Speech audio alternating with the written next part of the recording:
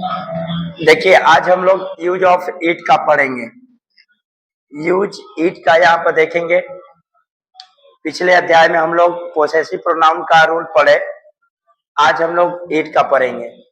It क्या, it का प्रयोग एक निर्जीव थिंग्स में किया जाता है और इट का अर्थ ऐसे देखा जाए वर्ड मीनिंग तो यह होता है, लेकिन जब हम इसका प्रयोग हम क्लास में करते हैं, वाक्य में करते हैं और कोई समय तिथि दिन को बतलाना हो तो इसका अर्थ वहां पर कुछ नहीं लेते हैं, केवल बस एक माध्यम इट होता है। जैसे देयर का प्रयोग होता है, तो यहाँ पर पहला रूल है इट का प्रयोग समय, मौसम, तापक्रम तथा दूरी, अन्य प्राकृतिक घटना को दर्शाने के लिए या दिखाने के लिए किया जाता है। जैसे इट इज रेनिंग, तो इट का प्रयोग यहाँ पर कर्ता के रूप में हुआ है, इज रेनिंग। तो यहाँ पर घटना वर्षा का दिखाई जा रही है कि वर्षा हो रही है। अब यहाँ पर यह वर्षा हो रही है नहीं होगा, खाली हम कहेंगे वर्षा हो रही है, तो वर्षा एक प्राकृतिक घटना है, तो वर्षा होने की घटना यहाँ पर दिखाया गया है इट से। इट पर यहाँ पर कोई अर्थ नहीं है। उसी प्रकार से इट इज विंटर, विंटर का मतलब होता है ठंडा, इसका अर्थ होगा ठंडा है या ठंडी है। फिर उसी प्रकार से इट इज मंडे यानी सोमवार है। सोमवार का जो हम बोध करा रहे हैं इसका माध्यम इट बना हुआ है केवल, और इसका कोई मेंशन नहीं है। अब यहाँ पर सुबह है, ये उसके बाद मार्च यानी मार्च है, तो यहाँ पर जो घटना है या तिथि है उसको हम व्यक्त कर रहे हैं, न कि यहाँ पर इट का अर्थ ले रहे हैं। दूसरा रूल्स है इट का प्रयोग इन्फिनिटिव, इन्फिनिटिव का मतलब 2+V1, जिरंड का मतलब क्रिया में V4 लगना, यानी गो है तो गो में ING लग गया, तो एक गोइंग हो गया V4, जिरंड हो गया। क्लाच, क्लाच के बदले में किया जाता है, यानी इन सब के बदले में किया जाता है। जैसे यहाँ पर दिया हुआ है it is easy to solve, इसका अर्थ है कि इजी यह आसान, यहाँ पर इट इज इजी मतलब आसान है, टू सॉल्व यानी हल करना आसान है, न कि यह हल करना आसान है। यहाँ पर इसका मीन्स निकलेगा हल करना आसान है। तो यहाँ पर जो यहाँ पर V रहा, V1 रहा, I2 रहा, तो यहाँ पर इसका इट का प्रयोग मेंशन में किया गया है इन्फिनिटिव, यहाँ पर इन्फिनिटिव के मेंशन में किया गया है। रूल नंबर 3, इट का प्रयोग वाक्य में कर्ता के रूप में किया जाता है, जो नाउन और प्रोनाउन पर जोर देने के लिए। यहाँ पर इट का प्रयोग वाक्य में कर्ता के रूप में किया जाएगा, लेकिन इट नाउन और प्रोनाउन पर जोर देगा। तो यहाँ पर देखिए इट कर्ता का रूप धारण किया है, उसके बाद was he whose help you yesterday. अब यहाँ पर इट वाज ही, इसका अर्थ है कि यह वही है, यानी यह वही है, तो ही पर जोर दिया जा रहा है। हु हेल्प यू स्टरडे, यानी जो बीता हुआ आपको जो सहायता किया था यह वही है, तो यहाँ पर ही पर जोर दिया जा रहा है। उसी प्रकार से यहाँ पर है इट वाज गुड़िया who I love very much. अब यहाँ पर इट के द्वारा गुड़िया पर जोर दिया जा रहा है। फिर आगे आया है इट का प्रयोग फ्रेज या क्लास के रूप में परिचय देने के लिए किया जाता है। इंट्रोड्यूस का मतलब होता है परिचय। जैसे to live with an honest man is admirable, इसका अर्थ यह हुआ कि to live with an honest man, यानी जो आदमी रहता है, जो ईमानदार आदमी रहता है, इज एडमायरेबल यानी वह प्रशंसनीय है। तो यहाँ पर इंट्रोड्यूस किसका हो रहा है? ऑनेस्ट मैन का हो रहा है, जिसका यहाँ पर प्रशंसा की जा रही है। फिर उसके बाद यहाँ पर दूसरा इसका उदाहरण है, that it will rain today is probable। that का मतलब होता है जो, it will rain यानी वर्षा, टुडे मतलब आज, जो होने की संभावना है, यानी आज वर्षा होने की संभावना है। तो यहाँ पर वर्षा का परिचय इंट्रोड्यूस किया गया है। तो इस तरह से हम लोग 4 नियम का अध्ययन किए।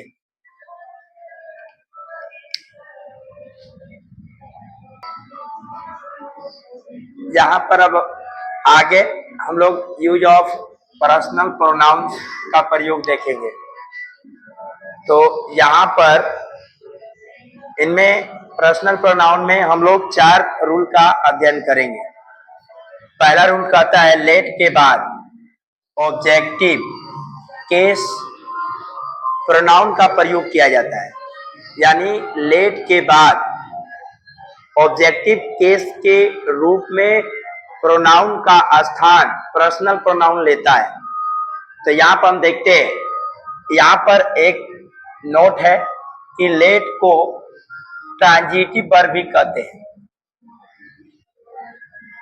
लेट को ट्रांजिटिव वर्ब भी कहते हैं। तो रूल के मुताबिक यहाँ पर जब लेट का प्रयोग हुआ तो ये जहां पर ए नॉमिनेटिव केस आता था, ही यानी हिम का नॉमिनेटिव केस क्या होगा, ही होगा।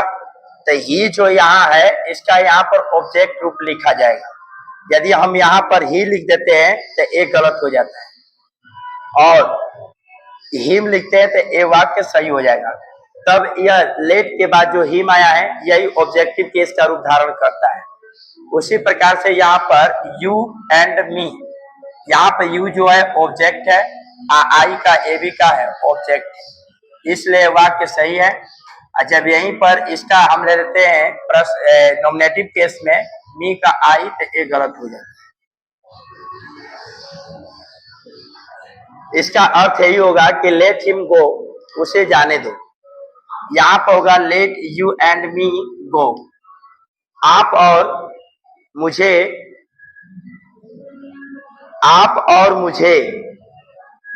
जाना है। रूल नंबर 2 में कहता है कि पर्सनल प्रोनाउन के बाद ऑब्जेक्टिव केस का प्रयोग प्रोनाउन के रूप में किया जाता है, न कि नॉमिनेटिव केस में किया जाता है।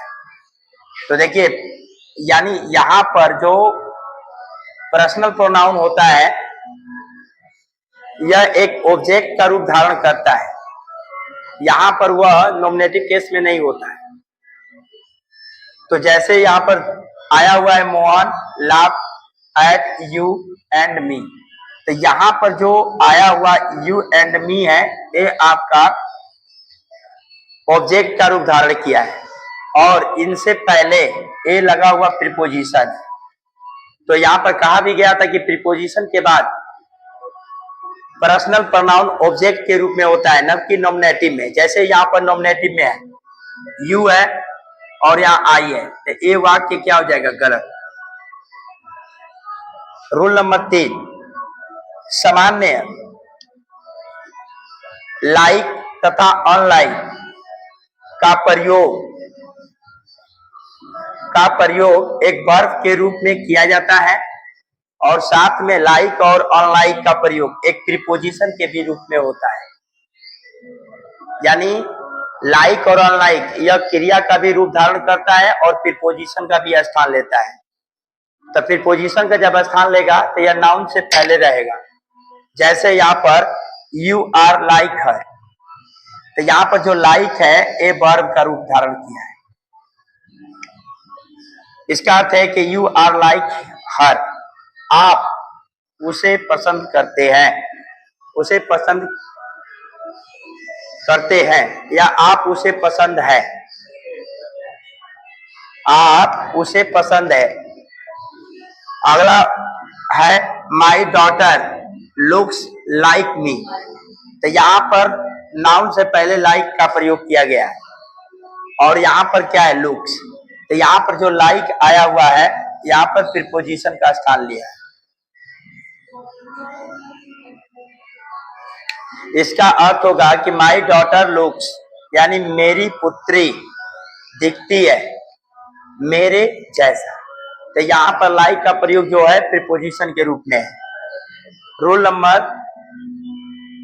नंबर 4, यहाँ पर जो कहा गया है कि जिरंड का रूप आपको बताए थे जब क्रिया में V4 लग जाता है, यानी V4, तो यह जिरंड का रूप धारण लेता है। तो जिरंड के बाद ऑब्जेक्ट केस प्रोनाउन का प्रयोग किया जाता है। जैसे देखिए यहाँ पर जिरंड क्रिया में टाक में आईएनजी लग गया तो जिरंड हो गया। उसके बाद जो यहाँ पर आया नॉमिनेटिव केस नहीं होगा, ये ऑब्जेक्ट में होगा। इसी का यहाँ पर ही लिया गया नॉमिनेटिव में, तो ये गलत है। और यहाँ पर ही में तो इसलिए गलत है, वाज नॉट लिजेंड।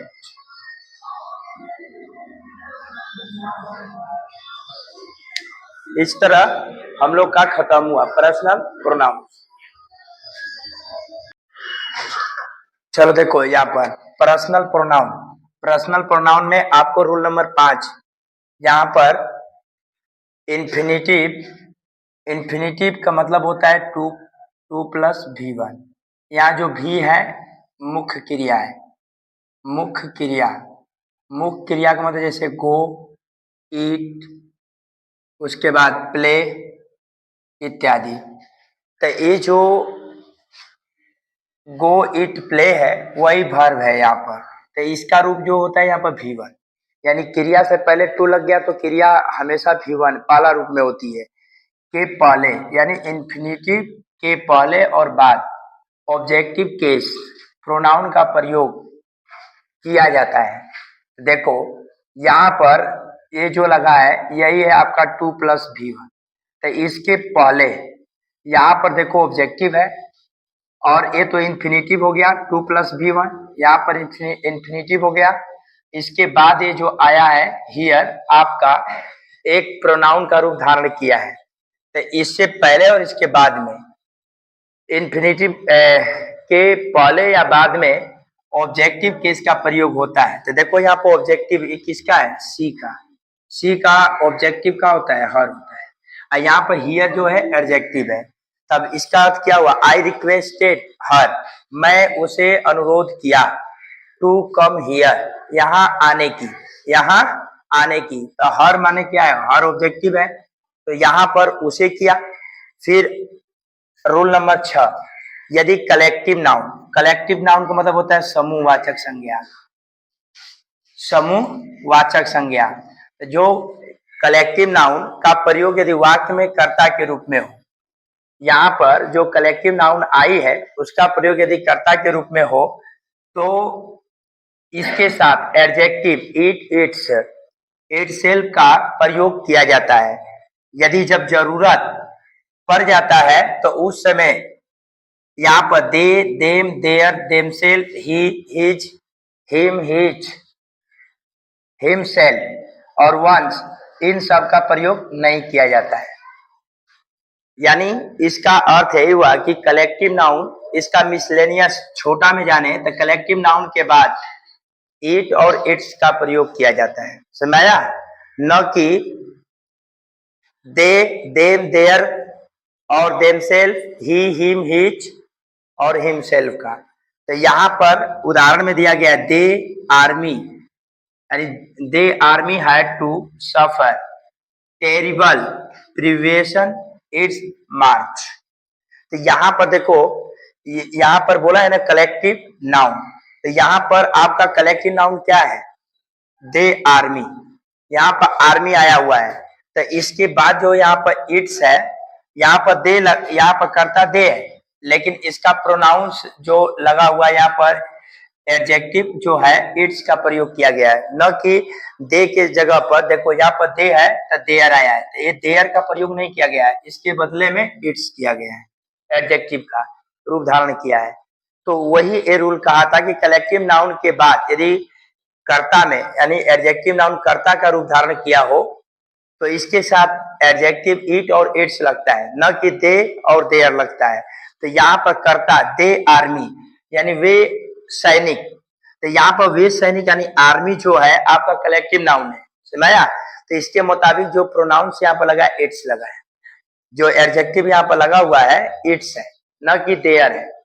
अब आगे कहता है यदि दो या दो से अधिक सिंगुलर नाउन एन से जुड़ा हो, सिंगुलर का मतलब एक वचन, यानी दो या दो से अधिक जो एक वचन संज्ञा है वो यदि एन से जुड़ा हो तो जो प्लूरल नाउन होता है और एडजेक्टिव जो होता है दे, देम, देयर्स, देयर्स, देमसेल्फ, इन्हीं का प्रयोग किया जाता है, सुनाया। जैसे में देखो आदित्य एक वचन है और अमन एक वचन है, लेकिन ये दोनों किससे जुड़े हुए हैं? एंड से। तो यहाँ पर दो व्यक्ति का बोध किया जा रहा है, कितने व्यक्ति का? दो व्यक्ति का। तो इनके मुताबिक यहाँ पर जो प्रोनाउन यदि लगता वर्क हार्ड यहाँ पर दिया गया है, तो वर्क हार्ड यदि मान लो यहाँ पर यदि एडजेक्टिव का प्रयोग करते तो यहाँ पर देयर लगता, लेकिन इस वाक्य में एडजेक्टिव का प्रयोग नहीं किया गया है, इसलिए यहाँ पर वो चीज छिपा हुआ है, सुनाया। देयर छिपा हुआ है, वही चीज आपका नीचे दिखाया गया है। जैसे देखो they are promised by their teacher, तो दे माने क्या होता है? वेल बहुवचन है, और इसके मुताबिक यहाँ पे एडजेक्टिव का लगा हुआ है देयर। तो इस तरह से हम लोग पर्सनल प्रोनाउन के यहाँ पर 5, 6, 7 यानी 3 रूलों का अध्ययन किए।